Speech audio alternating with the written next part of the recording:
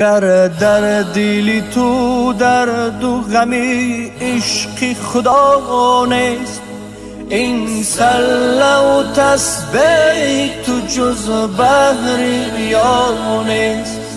گر اشک زی چشمی تو روان نیست، یقین است که اندر دل سنگین تو یک ذره صفا نیست. گنجینه در این عالمی ویران نماز است، توحید بود باده و پیمان نماز است.